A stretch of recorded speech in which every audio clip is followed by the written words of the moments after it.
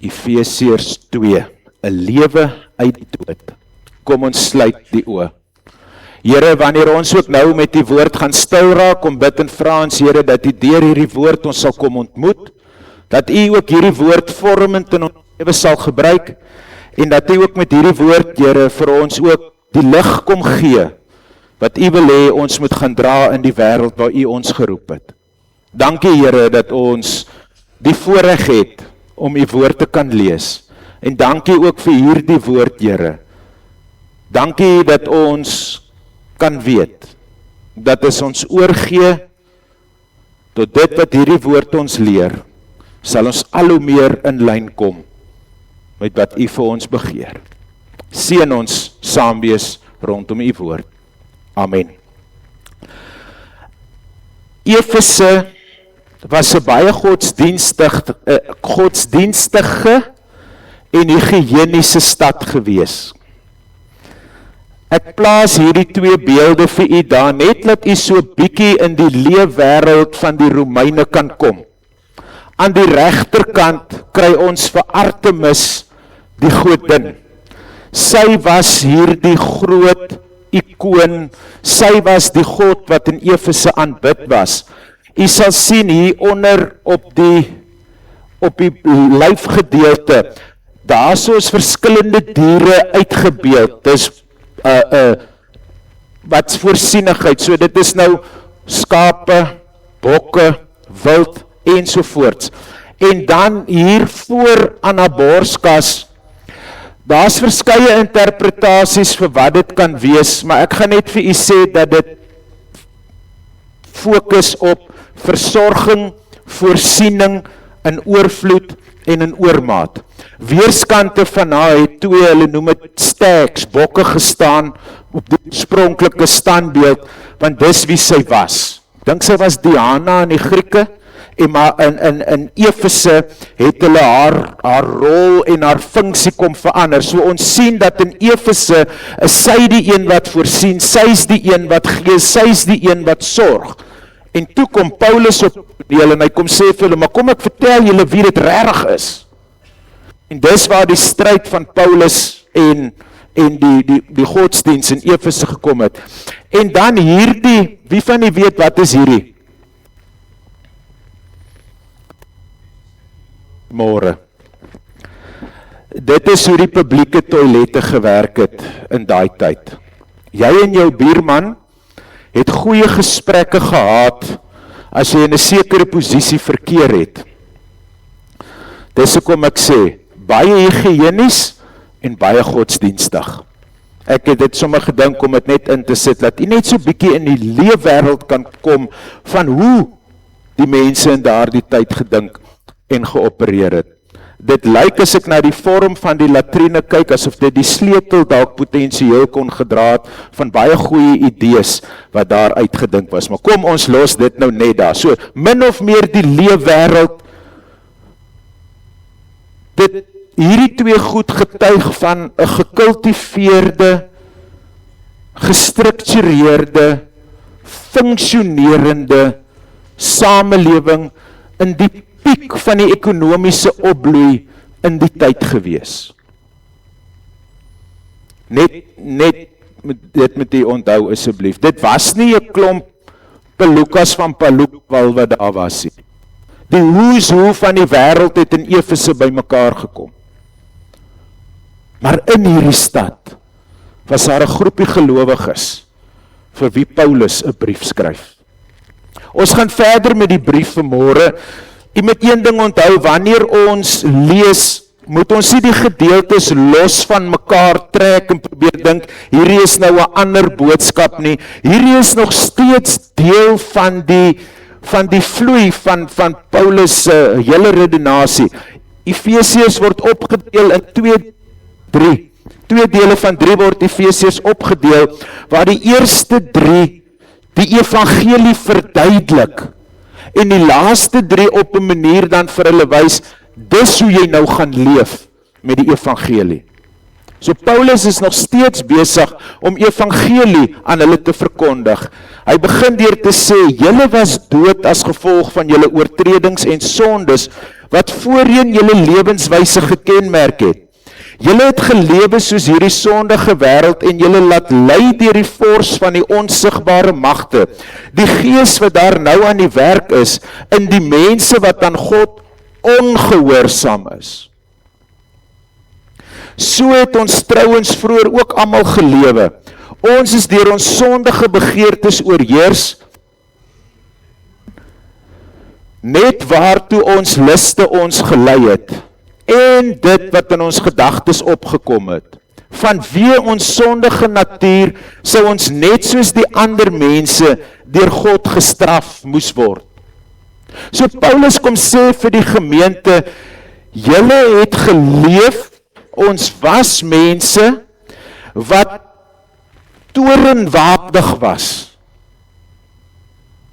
Met ander woorde, God se toren moes eintlik oor ons ontvlam het.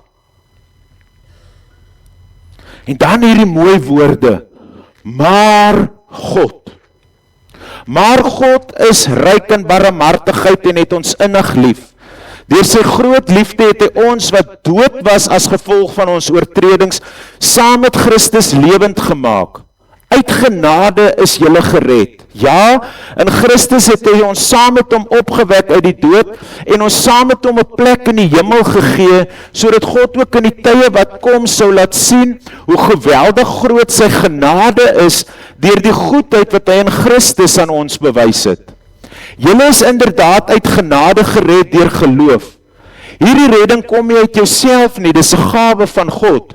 Dit kom nie deur julle eie verdienste nie, en daarom het niemand enige rede om op homself trots te wees nie. Nee, God het ons gemaak wat ons nou is, en in Christus Jesus het hy ons geskep om ons lewe te wy aan die goeie dade waarvoor hy ons bestem het. Hy het ons gemaak en geskep om ons lewe te wy aan die goeie dade waarvoor hy ons bestem het. Efesiërs 2 word in twee dele ingedeel. Vers 1 tot 10 fokus op die lewe van die dood na die lewe op daai lewensingesteldheid, die individuele redding. Vers 11 tot 22 handel dan nou weer van vreemdelinge na medeburgers. Dan kan ons nou weer sien is 'n tipe korporatiewe versoening wat hier geïllustreer word. Kan jy onthou verlede keer het ek ook gesê, wanneer ons hierdie gedeelte lees, is dit belangrik om raak te sien, Paulus praat met 'n individu in 'n besonder, maar ook dieselfde boodskap vir die groter geloofsgemeenskap. Dieselfde beginsels en waarde geld vir die individu, maar ook vir die breër groep. So die individu was dood, die groep was dood. Die individu is lewendig gemaak, die groep is lewendig gemaak. En wat het die twee in gemeen? Uit genade is julle gered deur Christus Jesus. En kan ons nou sien hoe die evangelie eintlik uitdruk uit hierdie woorde uit. Efesiërs 2, die gedeelte wat ons gelees het, bestaan uit 3 dele, 3 argumente wat Paulus voer. Ons was dood, Christus het ons lewend gemaak, en God se genade dryf ons tot goeie dade. Maar Paulus begin gevaarlik. Hy sê vir die gemeente, julle was dood. Met die grootste eerbied en respek gesê, eintlik niks werd om goeie dade te doen nie.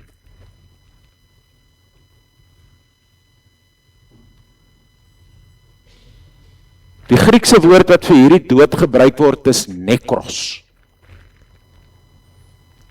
Morsdood. Tot niet. Op jou eie geen potensiaal tot enige ietsie. Bedoel vir een ding, verderf.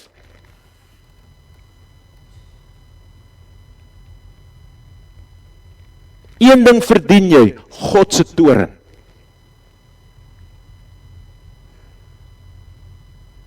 Die Here Jesus het mos self gesê, die loon van die sonde is die dood. As dit van jou alleen afgehang het, het jy net daar gebly. Want dit wat dood is, kan nie tot aksie oorgaan nie.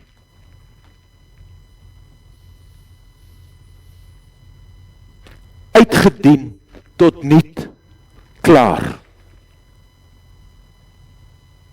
Ewe skielik hoor ek die Gees van God wat met Esegiel praat. As hy vir Esegiel vra, Esegiel, kan daar lewe in hierdie bene kom?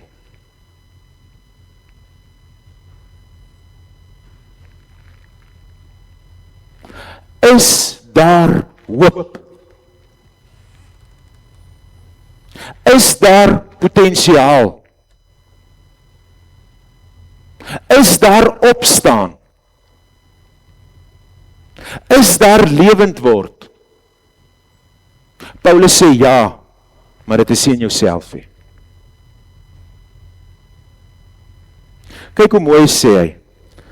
Vanweë ons sondige natuur sou ons net soos die ander mense deur God gestraf moes word. Die feit dat hy die woordjie moes gebruik sê, het iets gebeur. Iets het gekeer dat jy gestraf moes word. En hy begin dit met maar. Maar iets het gebeur. Iets groots. Jou lewe is gered.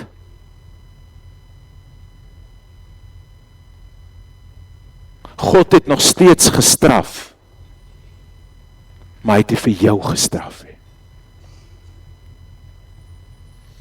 Die evangeliese draaipunt vind ons in hierdie gedeelte.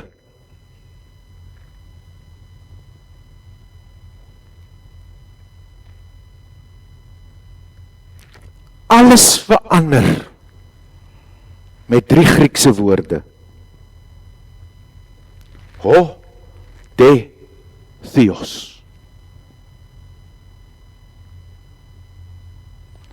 Nekros, ho de theos. Dood, morsdood, niks werd, maar God. Laat iets gebeur. Hy kom blaas lewensasem. Toe Adam daar gelê het in die tuin, toe God hom geskep het, het hy sy lewensasem in hom kom inblaas. Sondeval het gekom en my siel is mors dood. Totdat God kom en met sy genade en sy liefde en sy vergifnis, sy asem, sy lewendmakende asem in my dooie siel kom inblaas het, en toe dit gebeur, toe raak my siel lewendig. Tot wat? Tot die res van wat Paulus sê. Om te gaan doen, dit wat God wil hê, jy moet doen. Nou kan ons vra, hoekom sê Paulus hierdie goed, ek is te hastig, hierdie beeld met u in gedagte hou, wanneer u na Efesiërs 2 kyk, is hierdie doodse niks werd oomblik, en dan die deurbreek met God, en dit eindig met 'n oop graf, 'n leë kruis en gerig op die koninkryk van God. Lig, mooi, helder, kleurvol. Jy wil mos eintlik daai kant wees.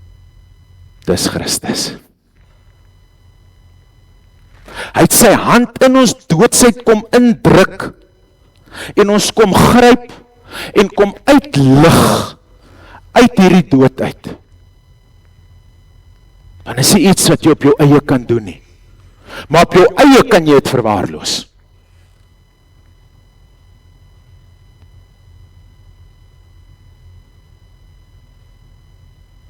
Ons is by die Pitkos besig met so reeks oor manne wat geval het en weer opstaan, en gaan ons nou so by 'n paar van hulle stil staan, en een van die persone nou die dag by die Pitkos sê, hy sê ons moet nie so fokus op die ouens wat geval het, hy sê die val is natuurlik, dit kry ons reg, ons hoef regtig nie te leer hoe om te val in die geloof of wat ook al nie, dis tweede natuur, hy sê maar is by die opstaan, waar ons moet fokus, want die opstaan vra hand uitsteek en sê, Here, ek is van U afhanklik, om my hier te kom uittel, want op my eie is ek besig om te verdrink, in my ellende. Ek is afhanklik van 'n groter God, wat my moet kom vrymaak, wat my moet kom uittel, wat ook vir my moet kom sê, Boeta, hier is nou amper moeilikheid. Want as ek dit aan my eie oorlaat, dan moet ek maar gereeld herinner word, om versigtig te wees, om nie te verdwaal nie.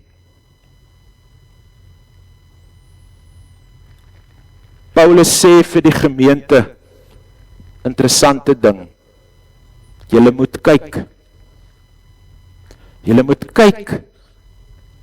wat hierin versteek lê. Hier is 'n groot kontras.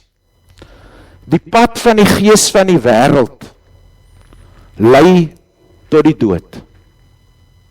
Die pad van die gees van God lei tot die ewige lewe.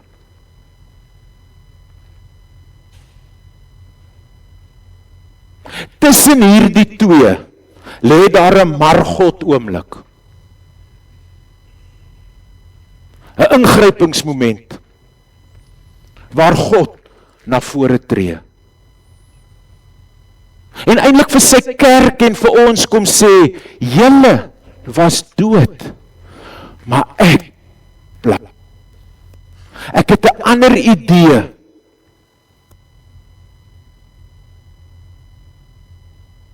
Ek wil hê, julle met die weg tot saligheid bewandel. Die fundament van die Christelike lewe is gelê in hierdie woorde, uit genade is julle gered deur geloof, dis nie uit julle self nie, dis 'n gawe van God. En dit het ons gemaak God se poema. Wil julle nie vandag verveel met die Grieks nie, maar die Grieks het soveel mooi in versteek in hierdie teks. Weet julle wat is poema? Poema is meesterstuk. Ons is God se meesterstuk geskep in Christus Jesus vir uitnemende projekte wat God voorberei het sodat ons daarin kan leef. Dis wat God kom doen het. Ons is dood, maar God het uit die doodheid 'n meesterstuk kom skep. En dis ek en jy. Sy kerk, sy kinders, wat hy gekies het om Christus Jesus te beliggaam hier op aarde.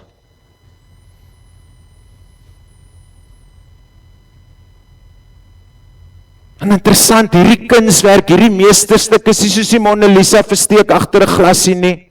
Hierdie meesterstuk leef in hierdie wêreld waar hy ons geroep het. So hy sê vir daai gemeentetjie, vir daai groepie gelowiges in Efese, julle moet as God se meesterstuk, sy meesterplan gaan leef in hierdie wêreld en moet julle besig hou met die goeie werke waarvoor hy julle bestem het. Dis julle roeping as God se kinders. Dis julle roeping as gemeente. Dominee, wat is God se wil vir my lewe? Hou jou besig met die goeie werke wat hy jou voorbestem het. Dit is wat Paulus vir hierdie mense sê. En wat ons vanmôre opnuut weer kom herinner. Onthou, jy is God se verkiesde, verloste, verseelde kind. Bekragtig deur die Heilige Gees. Tot wat? Sy meesterstuk in hierdie wêreld. Sy goeie plan vir jou. En kyk hoe mooi is dit, nê? Dis projekte wat God reeds voorberei het. Ek hoef dit nie te gaan skep of te gaan soekie. Dis klaar daar. Ek moet net daarin gaan leef.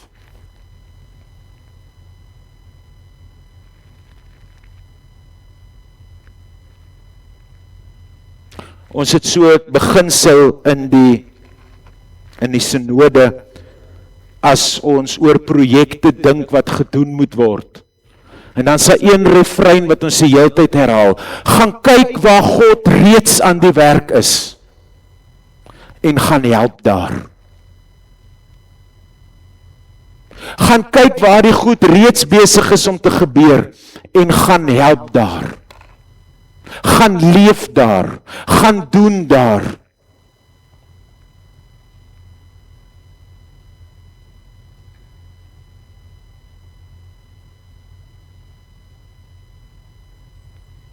Ons moes dood gewees het. Maar God het gekies om jou 'n meesterstuk te maak.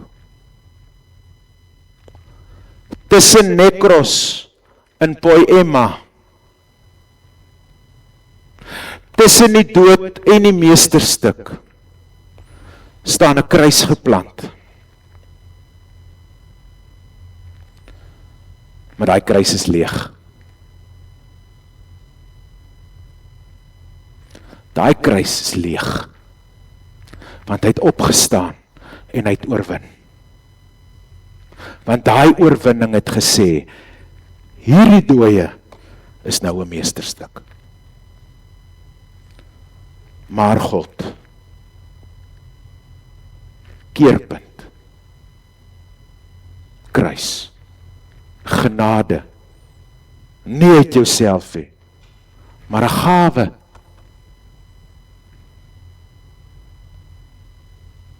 Ek kan onthou toe ons, ek het gisteraand vir iemand 'n paar foto's gewys, toe die aarde nog plat was en ek 19 jaar oud was ons betrokke met die Macedonië projek, so ons het in Spanje op die Spaanse hawekus dorpe gewerk, en dan al die moslems wat uit Europa uitkom, het dan deur die hawens op ferries ingegaan in Tunesië en Marokko en hierdie lande toe, en daar het ons hulle so bietjie onderskep, bietjie die evangelie met hulle gedeel, en dan kan ek altyd onthou en sê jy vir hulle, Sikna Isa, die boodskap van Jesus, en dan sê jy gratuit. As hulle gratuit, sê jy ja gratuit. Wat beteken gratuit? Verniet. Dis 'n geskenk.